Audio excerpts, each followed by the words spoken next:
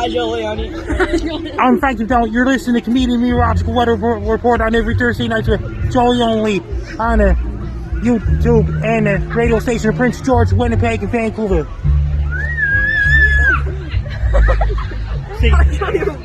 And you say, hi, Joey Only. Hi, Joey Only. Well, whether it's hot, whether it's cold, whether it's hot, Frankie's got the weather we got. Wait a minute. Well, whether it's cold, whether it's hot, Frankie's got the weather, whether or not. There it is. Good morning, Prince George. Good afternoon, Winnipeg. Welcome to the Comedeorological Report, comedy and meteorology. It's this weird science that myself, Joey, only invented, the science of comedy and meteorology. It's the science of how much the weather sucks in Canada because it never seems to be perfect. It's always too hot, it's too cold, it's too rainy, it's too dry, it's too apocalyptic. It's always something. It's always something. So we got our team of meteorologists here inside the studio. You're listening to us on CFUR 88.7 FM, Prince George, CKUW 95.9 FM in Winnipeg. Show airs on Saturdays in Prince George at 10 a.m. Good morning. And noon hour in Winnipeg. That's where a lot of meteorology students go to school when there's school. Maybe some of you are in school. As you may know, this is required watching for all meteorology students in Winnipeg. If you do not listen and watch the Comedeorological Report, you may miss something important that comes up in your exams. We're here with all of the Comedeorological crew. As I said, we got Imogen Cookie Bailey in Victoria. We got Joe Stover, who's up in Churchill, Manitoba. Brandon Houck's late, but he's coming from Big Country Radio, 105.7 FM in Brooks, Alberta. And we got Pete Golenko. It's his last weekend in Virginia. He's moving to Colorado. But most importantly of all, we got the man himself, Frankie McDonald. Frankie, the weatherman. Frankie, how you doing so far? I'm doing great so far. It's cool outside in Sydney, Nova Scotia. Got a big heat wave headed for Nova Scotia next week in Virginia, Massachusetts, New York, and Washington, D.C. And Colorado's also going to be impacted by the heat wave as well. And it's going to bring a heat wave out of the Pacific Northwest. It's going to bring a lot of rain up in Nunavut next week. And it's going to bring a lot of sandstorm traveling all the way from Africa, traveling all the way to the Gulf Coast of the United States from Sahara Desert like a dry, dusty air. Sandstorms really, really bad in Egypt, Libya, Algeria, Morocco, and Sahara Desert. As right now, this is their kind of winter, blowing all the sand around. And up in Ontario and Quebec, it's going to bring really hot temperatures. Next week, it's going to bring lots of rain in northern Ontario. And it's going to bring really hot weather up across southern Manitoba, Saskatchewan, and Alberta, and interior British Columbia. That's going to cause a lot of fires, including California, Oregon, Washington, and Texas, and Louisiana, and Alabama, Mississippi, Louisiana, and Oklahoma, and Kansas, South Dakota, North Dakota, Nebraska, Wyoming. They're getting really hot weather next week down all across Montana and all these places, and St. Louis, Missouri, and East St. Louis, Illinois, and all these places. Chicago's going to be affected and things like this. And hurricane season will be up to supermax on September 10th. That's the peak of the hurricane season, September 10th, 2022. It's going to bring really bad hurricanes all across the Atlantic and things like this. It's going to bring, and Europe is getting a really bad heat wave in England right now. France, it's up to 40 degrees Celsius in Paris, France. It's a really bad heat wave. And I heard it from Nintendo has issued a warning, and it means that don't turn on your Nintendo Switch consoles.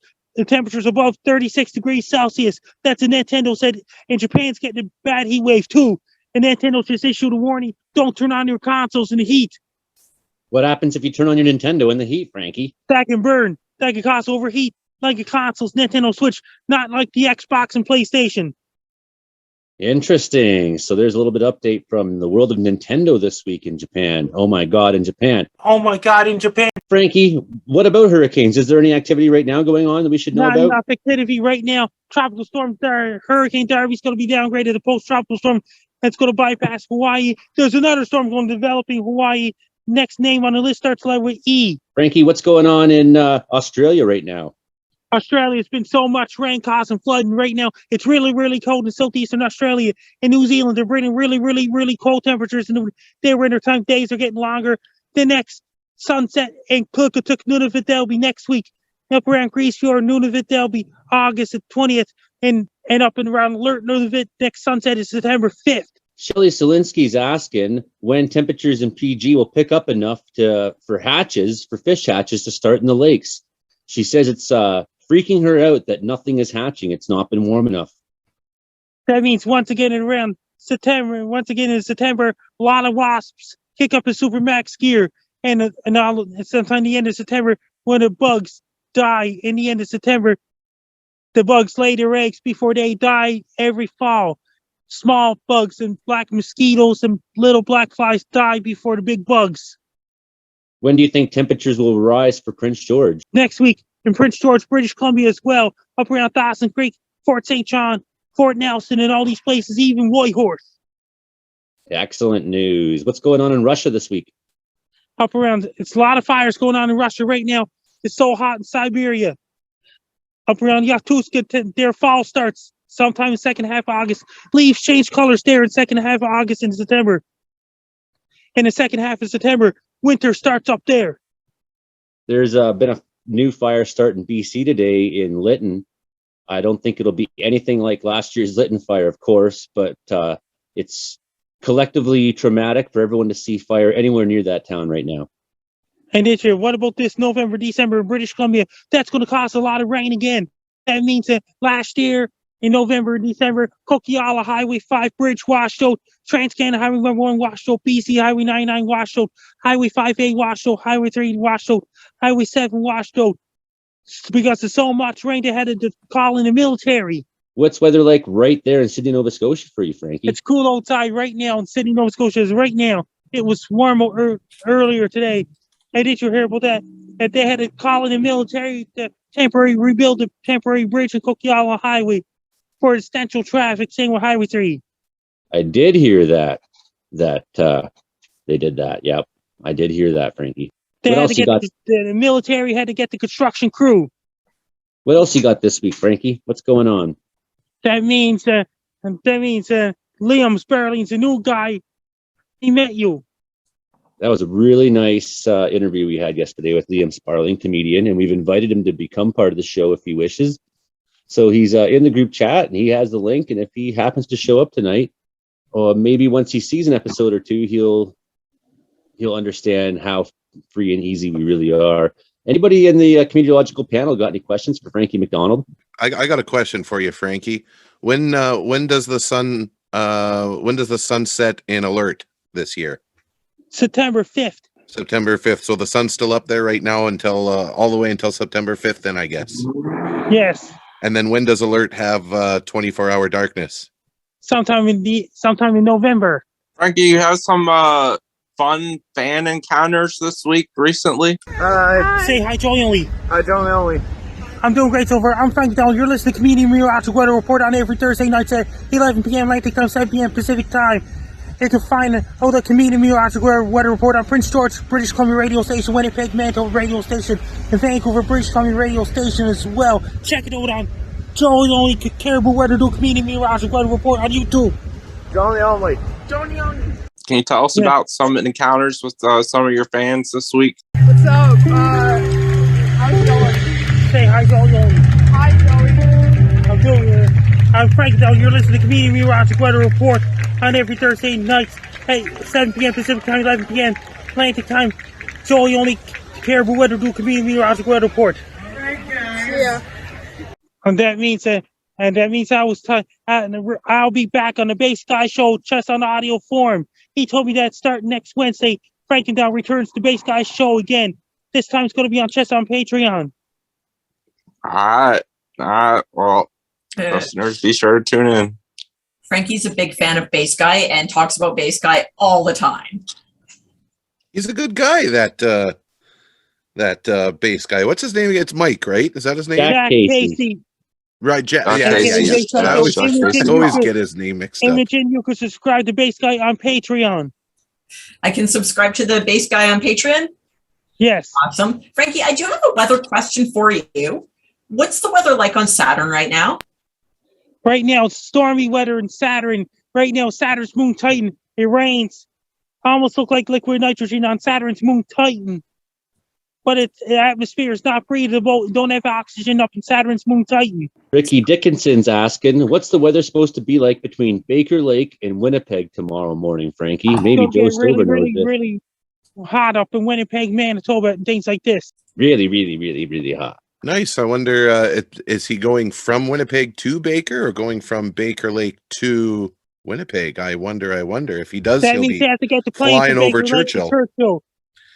Sometimes they do. Yeah. We're one of the fuel stops for when planes usually go from Baker Lake down to Winnipeg. They'll usually stop in Churchill, and we'll fill them up with fuel. And yeah, we actually a big huge stretch from right around Baker Lake, just south of Winnipeg today, Thursday the 14th, was a big slow line of thunderstorms. So Churchill finally got a thunderstorm today, which was it didn't last long enough, but it was pretty rocking, that's for sure. So it was nice to get a bit of moisture.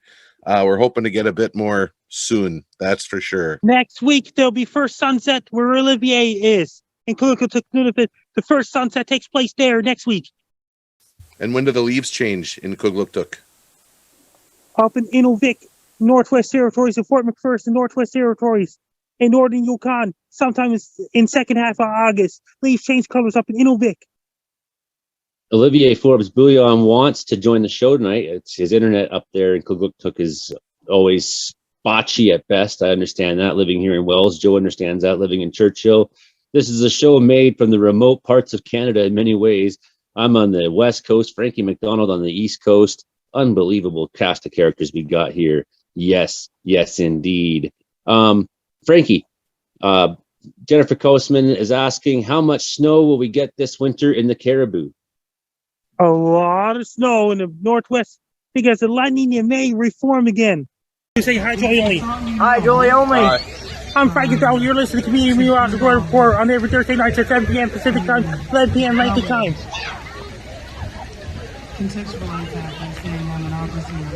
Say hi, Joey Only. Hi, Joey Only.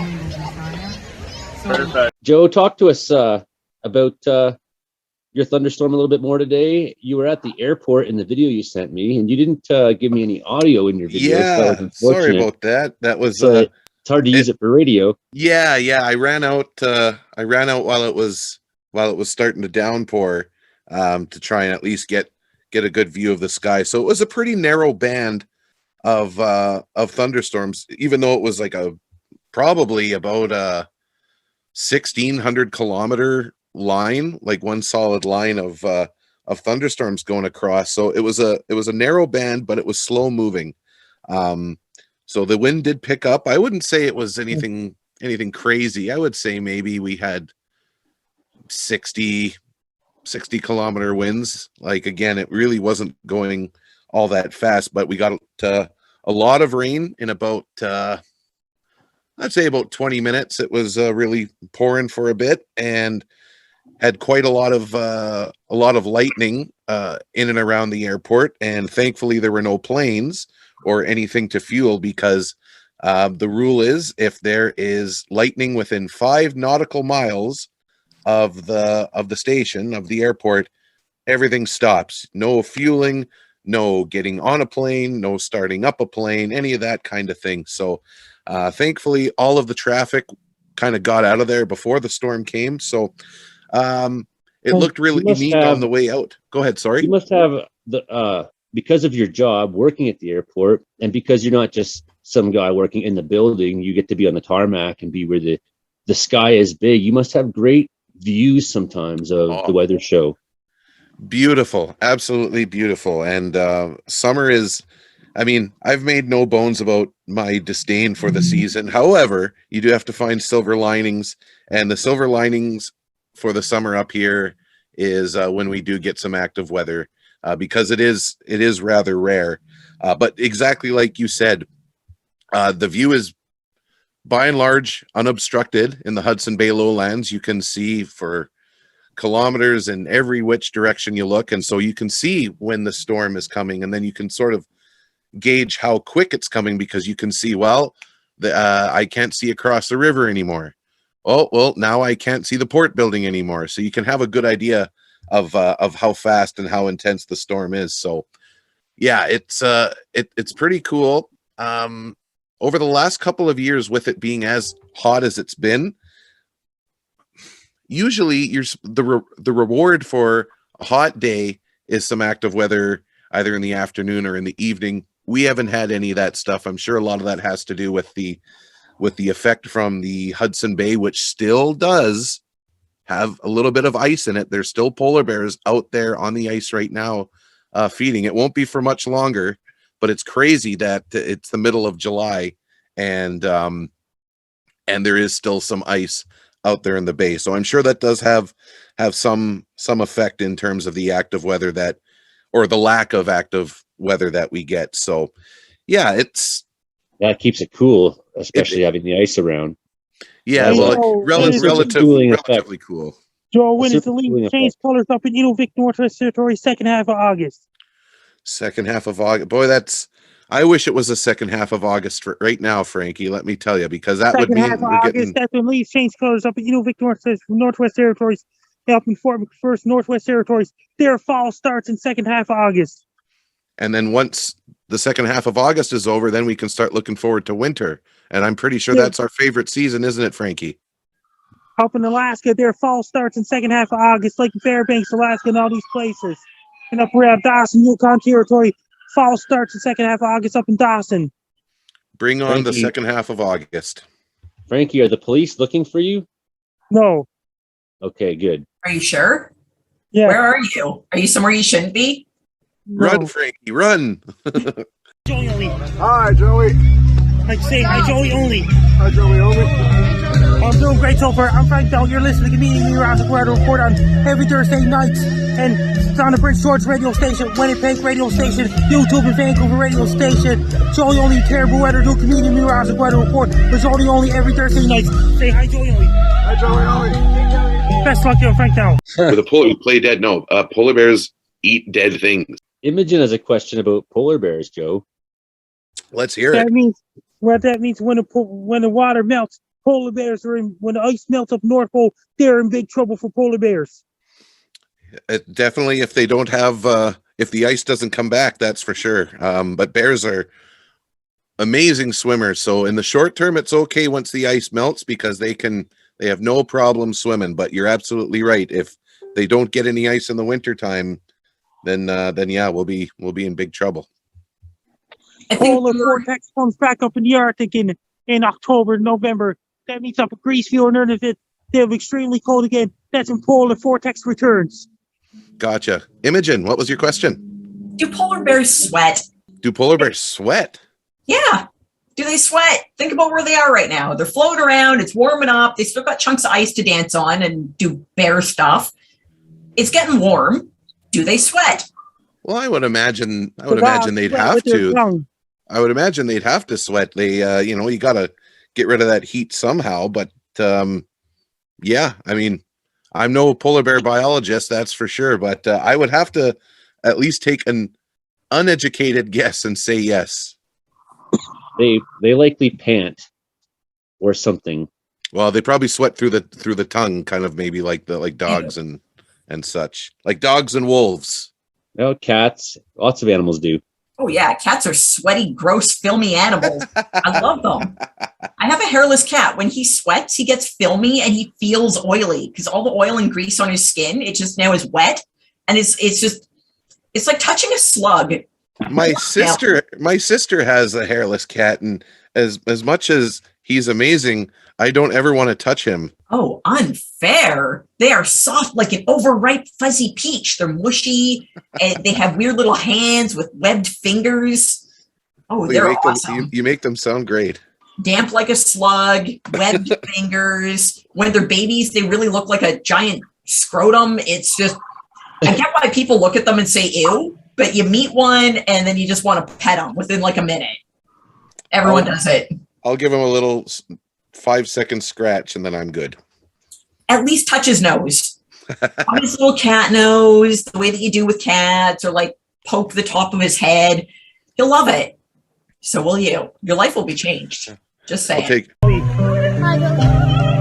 I'm doing great so far. I'm Frank Dow. You're listening to Joey Only Show. Comedian Comedeorological to report on every Thursday night at 7 p.m. Pacific Time, 9 p.m. Atlantic Time. Go watch it on YouTube. Prince George Radio Station, Winnipeg Radio Station, Vancouver Radio Station. Say hi, Joey Only again. Yeah, so obviously nobody associates trees with the high Arctic, but just so you see, I'm 5'10", and that is a big tree. That's probably 10 or 11 feet tall. There's not that many out there, but there's a few. They're dwarf birches, they're called, and my understanding is that because of some sort of microclimate between the ocean and these cliffs, it's the perfect environment for these trees to grow, and who knows, it keeps getting warmer, so 100, 200 years from now, could be standing in the middle of a forest. Who knows? Olivier Forbes-Bouillon did join in, and because he's got such spotchy internet up there, I'm tempted to want to go to him first. And we have been talking about Kugluktuk and Baker Lake and Churchill, Manitoba, and Alert. We've been talking about the north, so we might as well get Olivier's perspective on all things going on in the far north. How you doing so far tonight, Olivier? Timeless words of the good old Frankie McDonald, I'd say I'm doing great so far. The next sunset up at Kugluktuk, none of it that'll be next week. I can't wait, man. I will get up. I'll get up at 1:17, like you mentioned, and I'll watch the sunset. I'll take a lot of photos. So just a quick little recap of what we've been facing here. So last week we hit 30 degrees Celsius. So there's the first 30 since 2014. And since then, we've been stuck in some crazy heat dome, which meant temps in the mid to high 20s, which is pretty uncommon this time of year. And then on Tuesday, we were actually blessed with an awesome lightning storm and thunder showers. So we almost never get those. Maybe once every 2 years, we'll see lightning up here because of the conditions just don't generally allow for them. And apparently, there was lightning recorded as far north as Eureka, and that's at 79 degrees north. So that is extremely, extremely rare. And I got something else to say. That means the next sunset up in Grease Fjord, none of it, that'll be August 20th. And the next sunset up in Alert, none of it, that'll be September 5th. Frankie, if you could go anywhere in Nunavut, where would you go? I know you wouldn't come visit me, so where would you go? Grease Fjord. So what's the weather like right now? Show us. Just to show you guys, so I woke up and it was about 21 this morning, really hot. You know, I slept with the door open, and my dog's going for a walk. Bye, Nikki. And a nice little cold front rolled through. So it's about 9 degrees Celsius right now.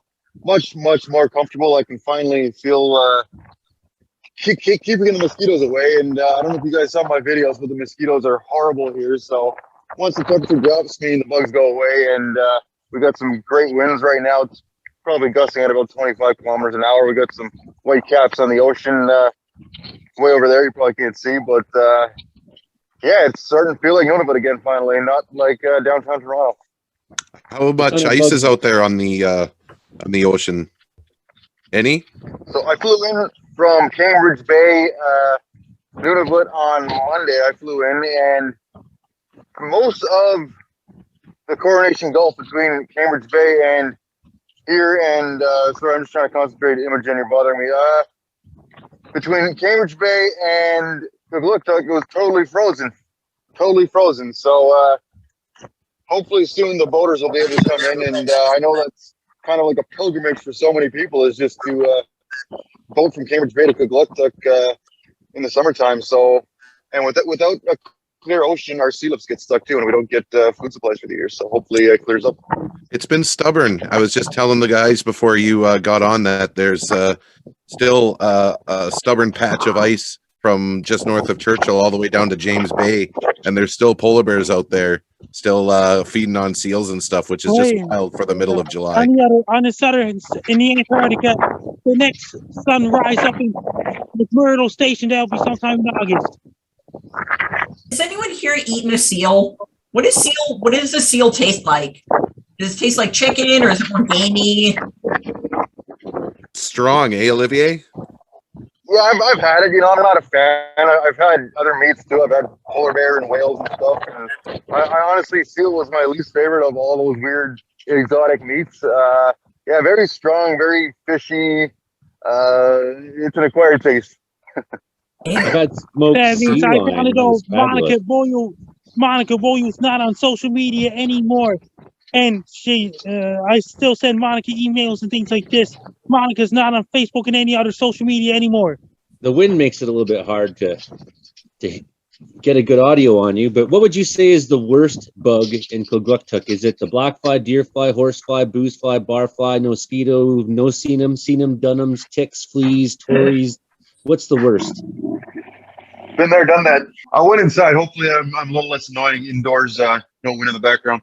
I don't know what they're called. The locals call them sandflies. I've always thought of them as being something different. But does a sandfly exist? Is that a real bug? Yep. Yeah.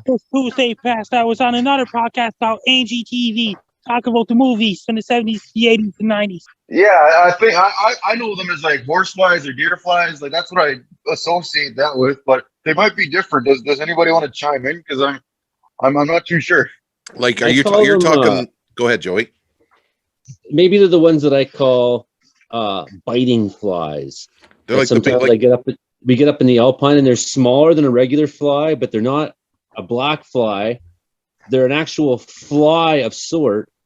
And but then there's actually these smaller little midgy ones. Then we had the no-see-ums too. No-see-ums, yeah. The ones I'm thinking Those are of worse. are the worst in look Wells like right house now. flies, but much larger, but they bite. And That's the one I think. Olivier, do you have those? Like, we call them bulldogs in Churchill. Like, they're the horse flies, the ones that like they'll land on you and they take a piece. Yeah, and they don't sting you. They rip your flesh and like they really go to town on you. Yeah, that's the one. So they're yeah, like the polar bears of flies. that's exactly it. That's a great way to put it. Okay, so they land, they don't bite, but they tear your flesh. What weapons are they using? What awful thing has nature given? They have. If you look at a enlarged or like their mouth magnified, yeah, they have like 2 or 3 like blade for like what they use to cut, like, and you almost like a saw. They can use their muscles and like basically like a jigsaw on your flesh, and then they have like another like kind of big spongy thing right next to their mouth, and that's what they use to like lap up the blood. It's disgusting. And there's fantastic. And there's millions of them. And I mean, there's millions of them here. I assume in Comedeorological it's probably around the same thing. It's Bug City up in Nunavut and northern Manitoba, northern Ontario, probably northern BC as well, I'm guessing. Frankie, what would happen if there was a horsefly the size of a basketball? That means it'd be a really small horse. Yeah. If you find a horsefly the size of a basketball, learn to dunk right away. Just dunk it. You'll get points. You'll get extra bonus points because the giant freaky ass fly. Yeah. Oh, I got something else to say. That means leaves will be changing colors up in Inuvik second half of August. Bring on the second half of August. That's what I say. I'm interested in like we all live, other than Pete, we live in Canada. Pete, there must be some monstrous venomous bug or something that lives in Virginia.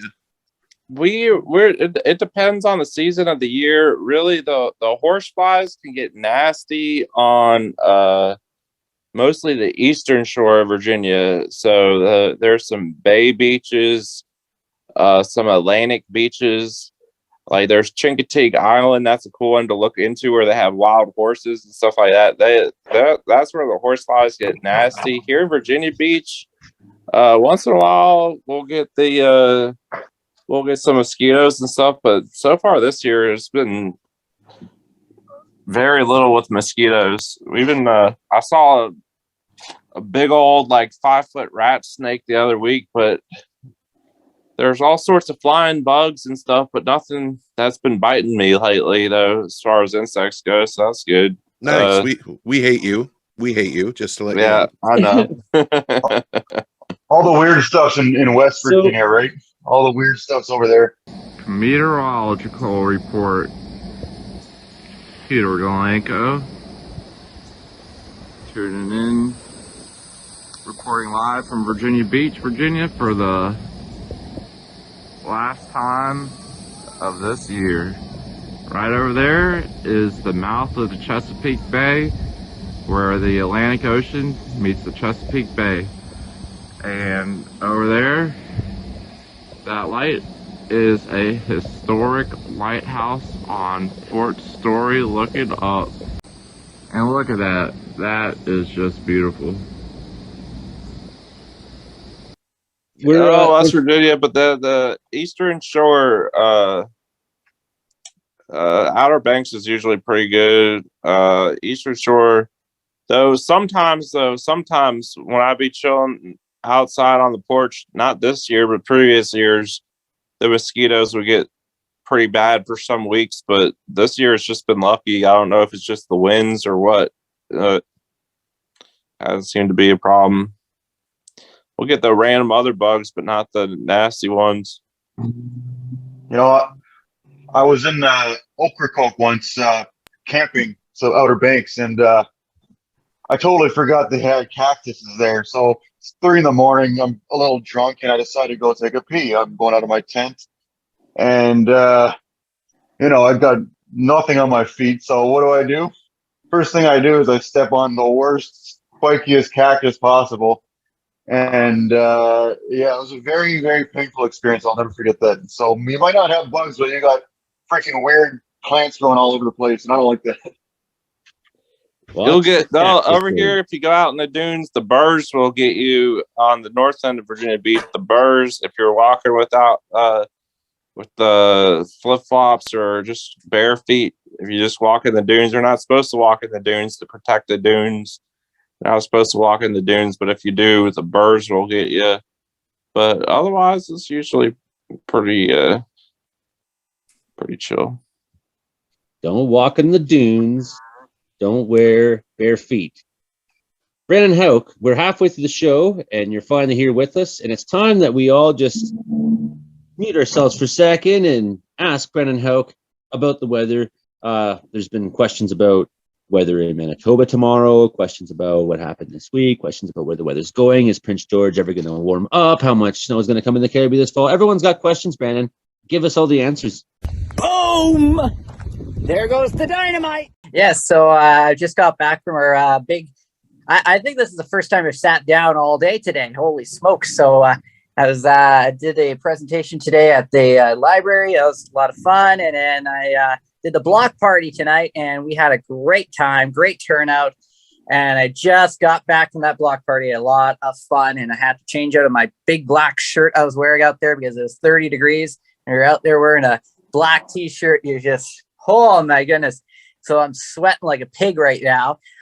So we're about 30 degrees today. We've had about last couple of days in the 30s here. We've had this ridge of high pressure. We've even had some storms trying to develop, but we've had too much of a strong capping inversion to get those storms to go. And I think by next week, we're going to finally get those storms to get going here across the prairies. And we've had some pretty nasty storms go through Saskatchewan last night, put on a bit of a light show for them. And in Manitoba today, we've had some pretty wild thunderstorms moving through that province. And we're going to see that severe weather threat continue through the day Friday across Saskatchewan. And then we've got the next system we'll have to pay attention to next week after a couple of days of fairly impressive heat across southern Alberta and Saskatchewan. Temperatures low 30s, mid 30s in some areas. So it is just smoking hot down here for the weekend, for the start of the weekend. And then we're going to see that transition in the next week with that low pressure system moving in from Montana. That is going to bring us the chance of storms on Sunday in Alberta, as well as the chance of possibly Sunday to Monday, and probably some significant rain as well. So that means I definitely have to mow my lawn this weekend.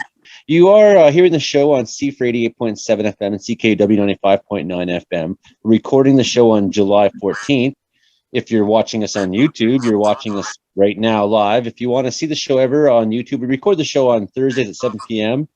on my Joey Only, the Caribou Weather Dude YouTube. You can also see the finalized episodes and all that kind of stuff there. Joey Only, the Caribou Weather Dude. And so you're hearing, we're recording the 14th. It airs in Prince George on the 16th on the Saturday. And then it airs in Winnipeg on, 2 days later, the 18th.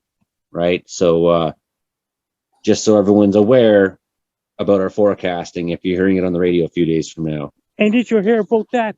And did you some big snowstorms up in Ontario back in 2010? They had to deploy National Guard just to get the people off the highway and things like this because it was buried from major snow squalls because they had to call in the National Guard. Sometimes the places go on their martial law because there's so much snow from the blizzard conditions in the winter. What I wouldn't give for that. That's Brandon, wild. when Well, we is got Brown and Hauk on here. Brandon Hauk, I bet you get asked all the time, Brandon Hauk, how's the weather? But how often do you get asked, Brandon Hauk, how's Brandon Hauk? How's Brandon Hauk doing, Brandon Hauk? You know what? I did a parade a couple of weeks ago, and that was the question from every person in the crowd. Brandon Hauk, how's the weather? How's the weather? All shouting out to me as I was going by in the parade, and I had to give them the weather. And tonight, I actually went on the microphone, and I gave the weather over the microphone, and I made sure everybody at this block party tonight had the weather forecast tonight. So I didn't have anybody come up to ask me how the weather is going to be for the weekend because I already said it over the microphone. So I saved myself from that tonight. Yeah. That is very funny. Oh, yes. And even at the superstore, too. I've even had people come. Actually, was talking about this today, too, where I was standing in the cereal aisle, and this one guy came up to me, and he said, "You're Brandon Hauk." I'm like, "Yes, I am Brandon Hauk." And he's like, "Can I take a selfie with you?" And I was like, "Okay, we're standing in the cereal aisle, but sure, why not?" Picture in the cereal aisle. It's this random guy. I have no idea who he is. He's like, "My wife is going to love this." So walks off. Maybe he could tell because your T-shirt looks just like your face. Yeah, it does. Yeah, I've been switching. I've been wearing different shirts today. Hey, are you that guy on the T-shirt? Yeah, of course. That is me. You should have offered to go back with him and take a selfie with his wife as well. Do all of your shirts have your picture? Yeah, even could have made a dirty video with him and his wife. Who knows, you know? Yeah, make an OnlyFans, Brandon Hauk. Well, I think Brandon OnlyFans under a different name. Brandon Hauk is now at the level of Canadian celebrity where he's going to start having some songs written about him, I think. Oh boy. All good. No, that's a good, that's once you've had a song written about you, like it's I don't know, like Canada is just so much smaller population wise than the States, and it just always seems like somebody will write a song about just any, like once they reach some sort of, sorry, I'm swatting a mosquito away here. Gee whiz. Let it bite you. Toughen up. I hate those things. But for those that are listening in Winnipeg, show, you got to keep it together for the show, Joe. I'm trying. The bloody mosquitoes. You are failing. Joey only will know because he's got some Winnipeg roots. Like, you remember Nick Hill, right? From Kern Hill Furniture Co-op. Nick Hill, 50 years in the same location. Nick Hill, the man who left the sofa machine on. He's got kitchen sets and sofa beds and dining room sensations. Nick Hill, he left it to his number one son. The big guy in the sky said that Nick should come on down. Andrew Neville, shout out. So anyway, for those that don't know, Nick the Hill, owner of my fire company, is that I'm working for now, even though there's no fires and I'm not fighting fires. His name is Nick Hill, and so I'd sing that song to him. I was like, someday I'm going to show you that song, Nick Hill. That's perfect. Yeah. So for those that don't know who Nick Hill is, yeah, he ran this furniture store in Winnipeg, and he had the most iconic commercials. They were all in one take. That was Nick Hill's thing, was he would do it in one take. And once his sons were, old enough to start helping out with the business, he'd bring them on, and he had his number one son, his number two son, and he would say things like, "We've left the sofa machine on. We've got so many sofas, so we've got to sell them all." So anyway, so here's the deal. Brandon Hauk, you are approaching that level of celebrity, and I would not be surprised if you have some songs written about you in the near future. Just saying. I had songs written about me, and then we broke up, and it's a terrible source of sadness. Yesterday was my 2-year sobriety on that topic. Congratulations. Thanks. Yeah. Happy It's anniversary. like mixed feelings. It's like, Through yeah, the remember that? ashes, come. Remember that awful day and how much of a loser I still was? That was 2 years ago. It's like, it's like, No, that was 2 years ago yesterday that you were a dirtbag or a loser or whatever. 2 years ago today, you were Yes. born as awesome. Imogen knows what's up. That's exactly. I like it. Y'all have 2 anniversaries to celebrate. Congratulations on both. Thank you. Here, here, here. Well, one radio host did actually make a song about me, actually. It goes, he was a storm hogger and a heartbreaker and something like that too. I don't know, something went along lines like that.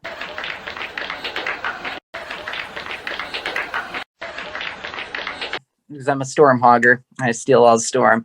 Brandon Houck steals all the storms. Do. That was fun. That was fun radio. I'm gonna have to put all of these beautiful Frankie McDonald bobbleheads and action figures in a box like tomorrow with my. I wish me luck that I don't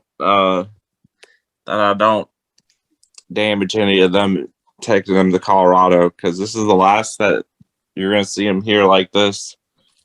Next time I'll be in a new place. That's exciting. Are you excited, Pete? I'm excited. I love Virginia Beach, but I'm also really excited. I'm gonna be in a great new spot. I'm gonna be a block and a half from a Trader Joe's, a block from a Walgreens, a block from a McDonald's, a block from a Target, a block from everything. So I'll be walking a lot. It'll be nice for me. And do you have a Quebec Nordiques jersey? Because you're going to need one of those. That's right. That's right. Somebody I better. don't have any jerseys of any sort. You're moving to the home of the Stanley Cup champions. That's gotta be exciting. And then we'll work on that. One of Brandon's buddies lives there. Well, maybe not buddies, but like you and Cale McCarr got to be pretty tight, aren't you, Brandon? Oh, he knows who I am. When I met him there, I was like, I'm Brandon Hook. Oh, I know who you are. Well, there you go. Olivier, how many years he got left up in Cookatook? How many years do I have left in Cookatook? Yeah. Depends how many more years my wife can take it up here. And then one day she'll be like, it's time to go. And I'll be like, okay, we're going to alert. Alert or bust. Did Frankie just imply that you're up there as some sort of prison sentence? Is that what we just Seems heard? like that. No, a lot of people feel that way when they're up here. It's like, how many years are you there for? I don't know, 2 years. Like, either you want to be here or you don't. Like, yeah, so I don't know. That's a straight answer. I don't know. My family moved to Churchill for 2 years, and it was only going to be 2 years, and that was 1987, and we're all still here. So, Dear Lord.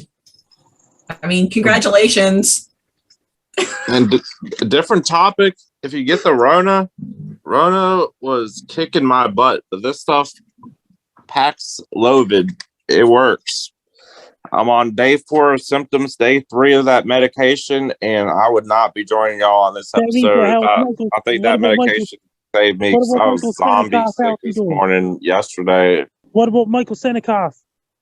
Michael Sannikov, I talked to him yesterday. He met up with Antone, aka Tony, and they were in some city north of Odessa, south of Kiev and Dnipro, but them two met up in person, and finally Antone got out of his hometown in Kharkiv that had been, for the past, since the war started, they would be bombed every few hours. It was not a good place to be. So that was good that he got out of there. Anton's been my IT dude with the site I'm working on. But Michael's doing all right. Anton's doing all right. And they were chilling with some big fluffy kitty cat. I guess a neighborhood cat or something. I forgot what they named it, but they're doing all right though. They're doing all right. They got plans for the future there, so they're gonna, they're looking forward to the war being over. God willing. Wild. Hey Pete, such a different world. I noticed you got Gucci Man and Frankie McDonald there while there. So who's the biggest goat of the two? or The biggest equal? goat of the two? Yeah. You're making me choose between Guwop and Frankie McDonald. F-Wop. Oh man, I'll say this: Gucci Mane is the king of the South, and Frankie McDonald's the king of the North. Ah, That great is- Good answer. I love it. answer. That is the Great most answer. diplomatic non-answer you could have possibly given. You might be That's- Canadian. That's the What is a best. Gucci man? I grew up listening to the Gucci Mane, but now I probably listen to more Frankie McDonald. So What's the Gucci man? he That has guy. thousands. He probably has over 2,000 songs, including features, and I've listened to pretty much all of them. I haven't listened to as much as the new stuff in the recent years, but the stuff. So like, definitely Frankie McDonald's cooler. Frankie McDonald's the man. And did Frankie you hear? McDonald's the man, but they both got really cool story. Radrick Davis, he made they both make that they got a lot in common in that they both made their own way and are trendsetters and respect. Frankie hasn't Yeah, sold for out yet, respect though, on so name. respect Frankie for not selling out. Did you hear about that down in Antarctica? And did you hear about that? And then Antarctica enters their spring on September 22nd. Spring happened? break in Antarctica. And Oh, it's sometime in October, November, December. A lot of scientists will be back there again for another season. well, that's good news, I think. Is it? They go there for their summer. When it's our winter, it's their summer. We'd never actually asked Olivier, why are you in Cooktuk? Let me tell you a little story. So about 5 years ago, I worked in Ontario. I was living in Sault Ste. Marie, and I was on holidays in Squamish, and I had the great idea to go jump off an 80-foot cliff, and I did that. Landed in about 4 feet of water. I broke a whole bunch of bones and got medevac to Vancouver General Hospital, where I was on life support for quite some time, and I pulled through. I survived. I was told I'd probably never be able to run, and I just ran a half marathon the other day, so I proved the doctors wrong. So long story short, that happened, and I'm like, damn, life can be short, and it really made me want to do something different and crazy. So I went to school to be an urban planner. Never really cared to get a job in my field, but always loved Nunavut, always loved the North. At the same time, I'm just sitting there like in a wheelchair looking at jobs, and they had a job opening up here in Cooktuk for urban planning position. So one thing led to another, got a job interview, and we packed our bags, and now we're here. So yeah, it was quite the move, and I'm so happy I did it. It's been incredible. That is a good story. I would say you didn't prove the doctors wrong, but you beat the odds, possibly. Well, I'm really curious how dedicating yourself to however much school and training and years of hard work, or however long of very, very hard work, how is that wild and crazy? Where is the crazy in there? Because that is a lot of dedication and it's awesome. But how is it wild? It's definitely not wild. It's far from wild. It's me wanting to when prove you're, myself, I guess. When you're basically a war amp, there's not very much wild you can do. So making big dreams of what you want to do next, is a kind of wild. It's relatively wild. Success is wild by default of how much failure we are all surrounded by. So on that scale, it's wild. But as far as the spontaneity of do something wild and crazy after, nearly dying, the whole, I'm going to buckle down, I'm going to work my bag off, I'm going to go to school, I'm going to follow this huge dream, I'm going to work real hard and dedicate my life to making everything awesome. That's not spontaneous. It's very, Well, you don't know. Maybe Olivier was, before the accident, was boring. I don't know. Maybe he was like the most boring person on the planet. Now look at him. So he was a librarian before, and now he just builds libraries and urban planning and goes and just like takes the Monopoly house and throws them on the map and says, let's build this. Cooktuk is pretty wild. It's got the nickname 420 capital of the North, but I really think it should be the mosquito capital of the North, because I think we got a lot more mosquitoes here than. But you walk anywhere, it just smells like skunks getting hit, and I haven't seen any skunks getting hit. Is it hard to smoke weed outside because there's so many mosquitoes? Like I've had that experience where we couldn't actually. Well, after the tornado went through my cousin's property, we took the quad back there and went and looked at all the damage. but it ripped up all the black fly nests. We couldn't even get the pipe lit, man. It was just like, it was so furious. So then we like jumped on the quad and drove 80 feet, lit the pipe quickly, jumped on the quad, drove 40 feet, lit the pipe quickly. It was just, I'd never seen black flies like that. Can you do the Did you black smoke flies any black flies in the bowl?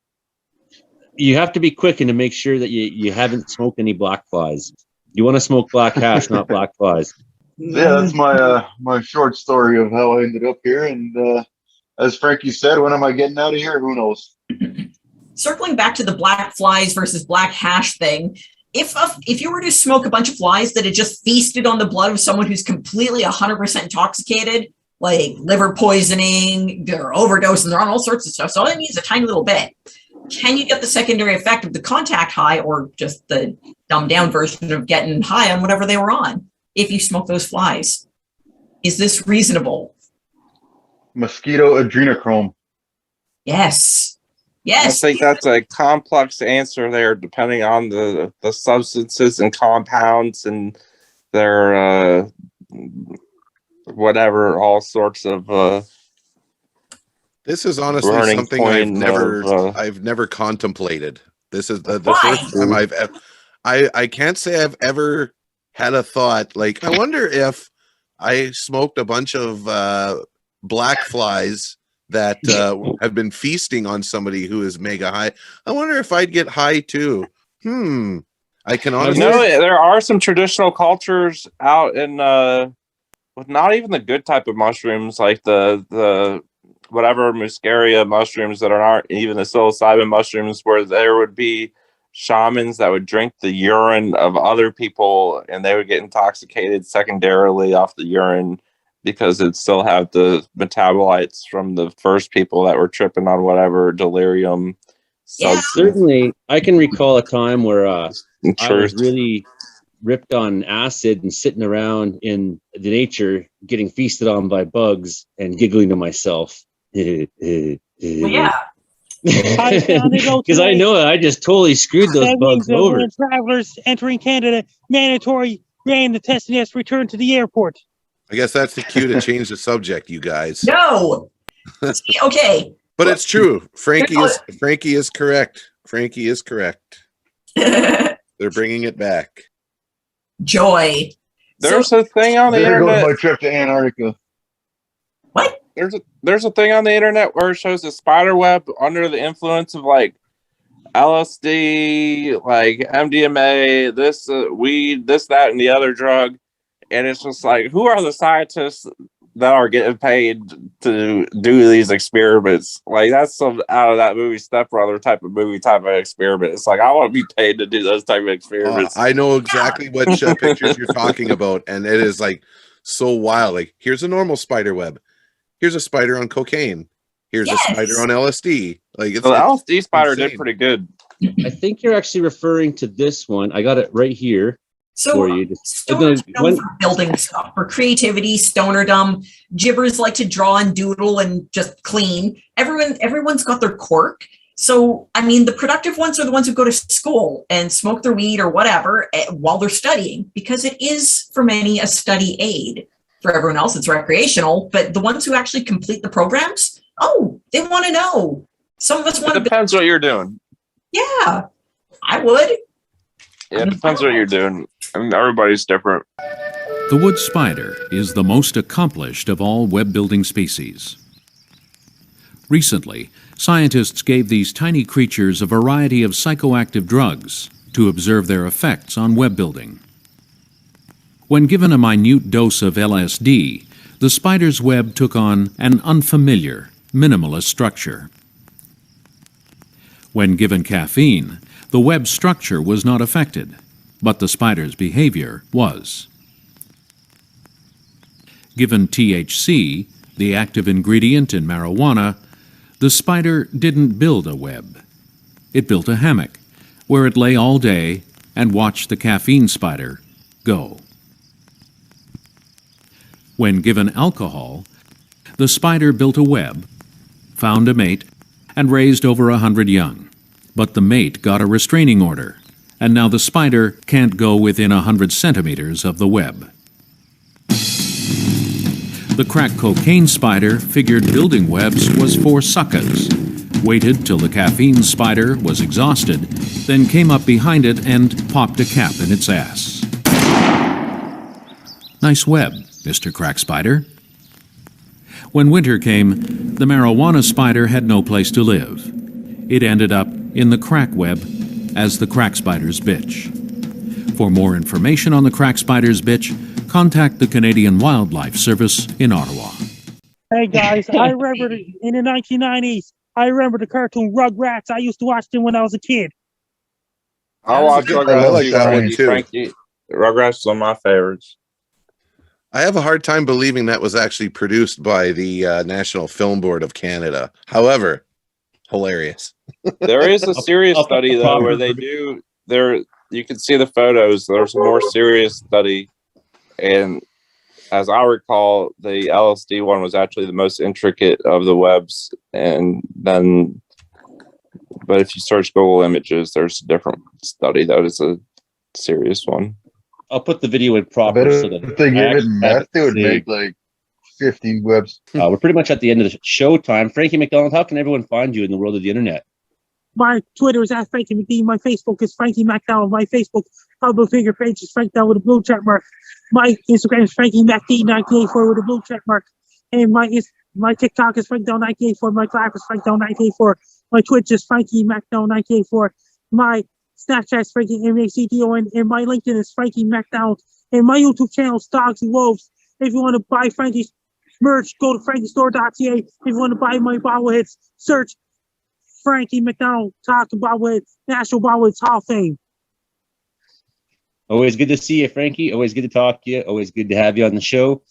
You've been hearing us on CFUR 88.7 FM, CKUW 95.9 FM. I'm Joey Only, your host. This week on the show, we had Olivier Forbes-Bouillon up in Kilducktuck. We had Peter Galanko in Virginia Beach. We had Imogen Cookie Bailey in Victoria. We had Brandon Hauk in Brooks, Alberta. We had Joe Stover up in Churchill, Manitoba. We had Frankie McDonald over in Sydney, Nova Scotia. And we have myself, Joey Only, here in Wells, British Columbia. That's the show for this week. We'll see you next time. Frankie, the weatherman. Frankie, the weatherman. Who? Frankie. Who? Frankie. Ladies and gentlemen.